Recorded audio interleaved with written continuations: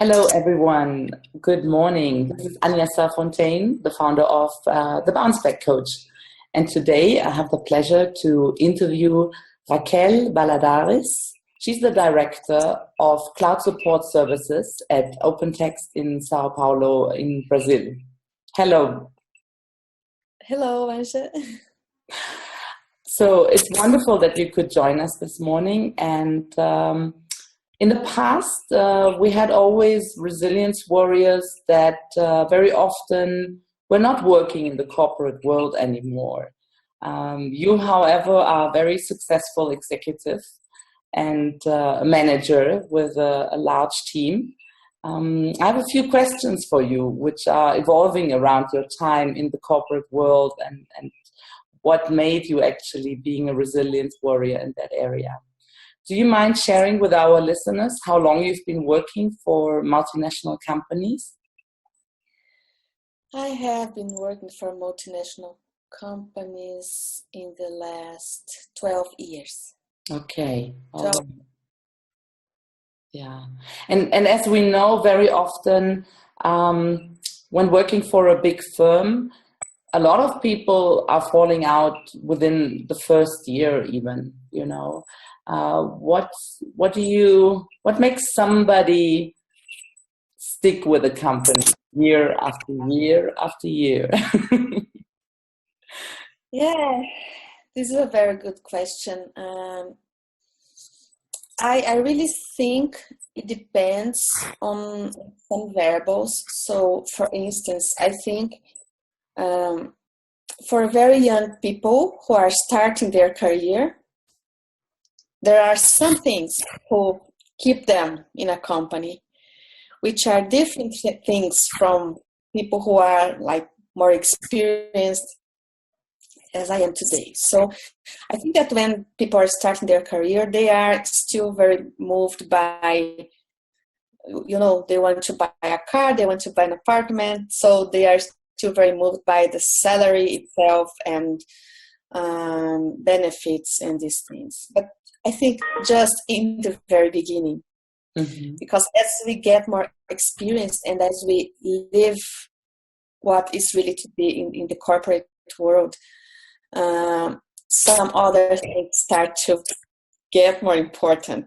and have a bigger weight. And these things are, in my opinion, having the values aligned with the values of the company. Okay. With the real values of the company, I mean, because, every company has the list of values, principles, formal principles in their internet, everywhere. So, but this doesn't necessarily mean that the culture of that company. It's those that are lived and how they are lived. Huh? Exactly. It depends on how the company builds the culture, how the leadership builds the culture. So I would not say aligned with the values that are in the internet, but I would say aligned with the values that are in the culture around, Can you share with me an example, one or two, how you feel your current position, where you feel there's a connection between the company and your own personal values? Yes. For instance, I have been working before in one or another place where the merit was not exactly what was important.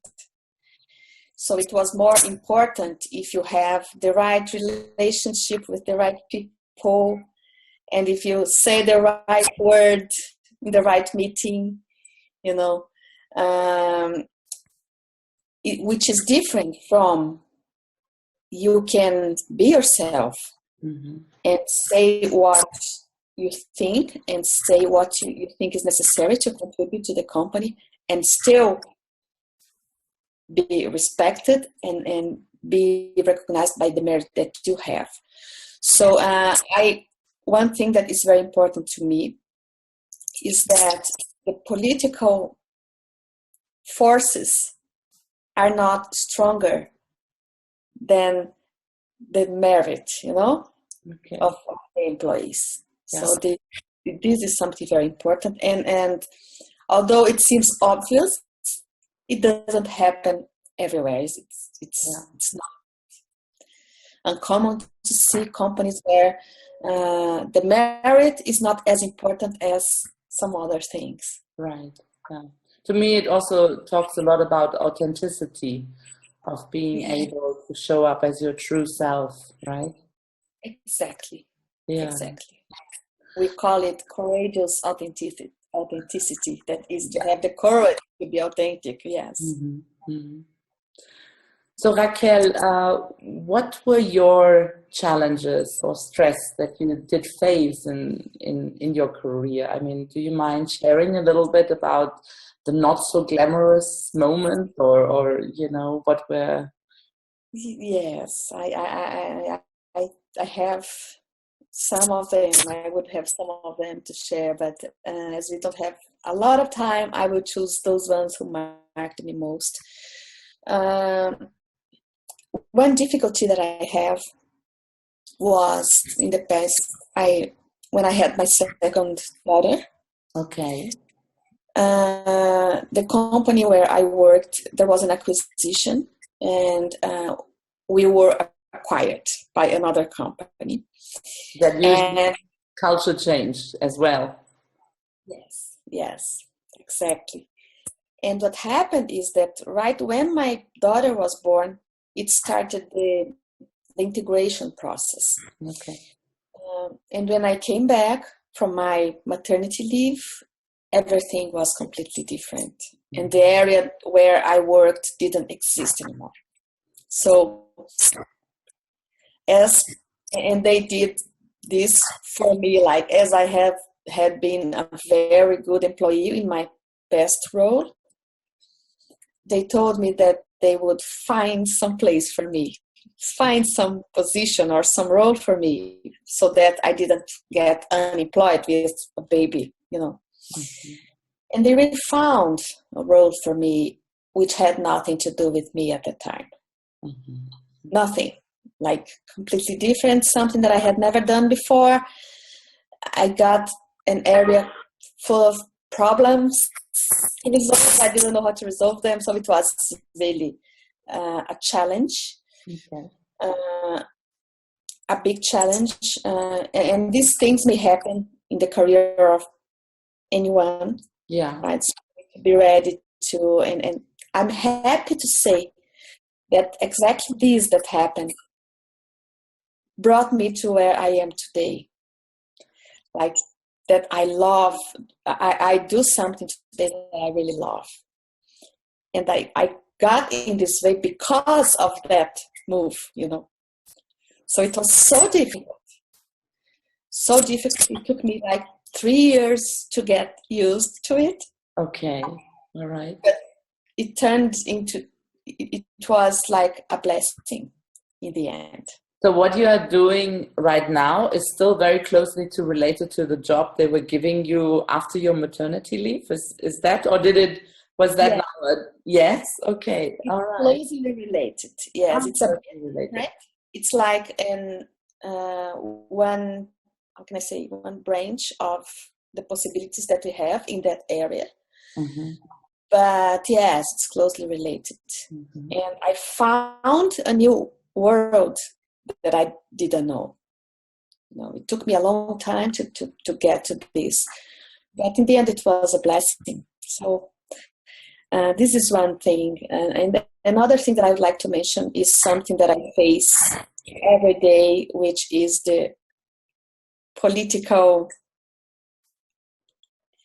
requirements. Yeah. Sometimes exist, right? Yes. And these political requirements, sometimes they are against, how can I say, you need to choose sometimes what is the right thing to do for the benefit of the company, the business, the employees, or what you need to do to be politically protected. Mm-hmm. Mm-hmm. This is a challenge that it happens every day, you know. And in some companies, it's stronger, it's more aggressive, or it's more challenging. In others, it's less challenging, but it happens everywhere in a certain level. Mhm. So this is another challenge, and this is daily. It's not just an effect. Okay.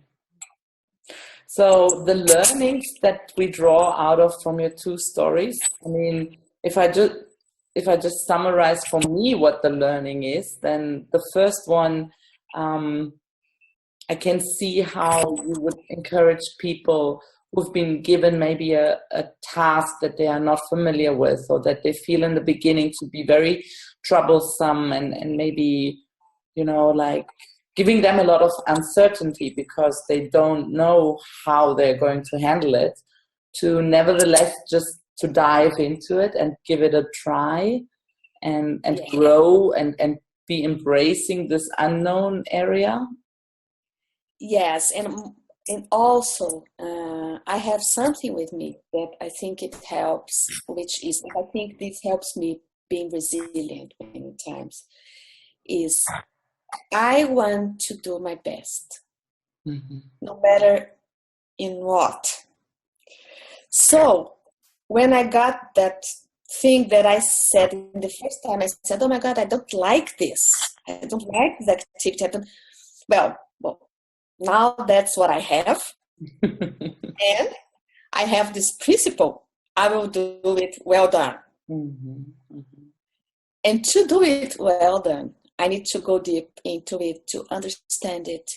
I had to build a leadership team. I had to hire people who had knowledge on that, because I didn't have knowledge of that. So I needed to get people.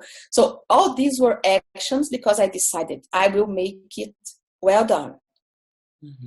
So this moved me to take the right actions and to have the strength to move forward, Excellent. When I just listened to you, I heard actually all the 7 keys of resilience popping up, because one of the things is, you mentioned acceptance. You accepted the task that was given to you.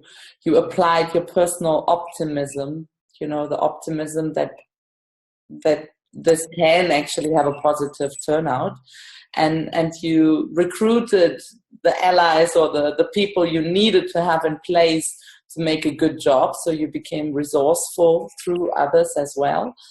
And you activated your self-efficacy. You are not a victim. You are in a driver's seat, and you take responsibility for driving this thing forward. Beautiful. Nice example. Yeah. So, and the political correctness and the daily challenges, how do you maneuver this? Is it like, what is there the learning for you? I would say that I am not a person who just plays the game. No, I'm not. So sometimes I go against what the political rules dictate. Okay. So if politically, in a certain situation, I would rather stay silent or agree with someone that I don't agree, I usually don't agree. and what helps me in this is a decision. This is a choice, and it has a cost sometimes. And I have paid some cost before because of this. Okay. So, but I choose this cost. Yeah. So what I mean is, for instance, I need, if someone gives me an area to fix or to build some new culture, in a new area, I need to have autonomy to do it. So I need I might need to change some people, for instance. But politically, it might be easier for my boss, if I say, okay, I will do everything great with the people that I have, it will work well. If I know it will not, what I say is, look, if you want me to build this and this and this, that's what is needed. And if we don't this, I don't believe it will get there. Mm-hmm. I have already, for instance, lost the opportunity to get that position because, if you go, you need to follow these and these rules. You cannot change anyone. You cannot do anything different, very different. But I'm sorry. I believe that to achieve what we need there, we need to do something very different. Mm-hmm. And if I can do something very different, maybe I'm not the person. Yeah. And I have lost opportunities, but that I didn't really consider lost because I would not be successful. I would not be happy there because I would not be able to do what I need to do to make things grow. Yeah. So about this political thing, I usually choose to be authentic. You can be authentic without being aggressive, Yeah, so absolutely. Right. So you can be authentic, being very polite and very nice, Mm-hmm. and still being authentic. Yeah. And if your authenticity or your ideas are not accepted, maybe it's best that you are not there in that specific position, in that place, So what helps me with this, to be authentic with the political environment, is a choice that I have to be true to myself. Mm-hmm. Even knowing and being aware that I may lose some things. Because if you choose thinking that there will be no consequences, it's not right. No, it's right. Sometimes there are. Sometimes you get good surprises. Sometimes you are dealing with people that say, wow, you are being authentic, when almost nobody is. So great. It always depends, but this is still my choice. Yeah. I feel much better being true to myself. And today I choose to be where I can be true to myself. That's beautiful. That's really, really beautiful. That really resonates also with myself and also with the choices I've been taking in my personal life. And because I know the work I'm doing right now, I can be true to myself. And I want to thank you at this point in time to the wisdom that you shared here. The last question I had is almost redundant because it feels like you've already said it, but I'm just going to say it just to see if anything else comes up. So what keeps you waking up and going forward every day? Like, what thoughts are you waking up? There is one more thing that I Okay. didn't mention, which is I am completely passionate for developing people. Mm-hmm. So even when things are not very easy at work for many reasons, I have my team there. Yeah. And we really built a culture of excellence there. And so I have those young faces looking at me and somehow waiting for me to help them, to support them, Mm-hmm. And I am really passionate about this. So I see people developing. I see people giving their best. I see people doing great things to customers, and customers coming back and say, look, this guy is awesome. People from my team.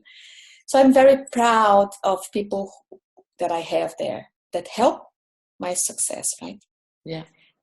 And so these people, my team, is very important for me. Even I would never say I am not motivated, because this motivation I will still have, that they will be there waiting for me, So this is priceless. Yeah. Oh, lovely. And it's definitely a deep purpose for you. I can see that, how this passion is something that connects with you deep, deep inside. Yeah, this is true. Thank you very much, Rackel. I want to say thank you for taking the time and talking to us today. And I wish you a good week forward, and I hope we speak soon again. You're welcome. It was a pleasure.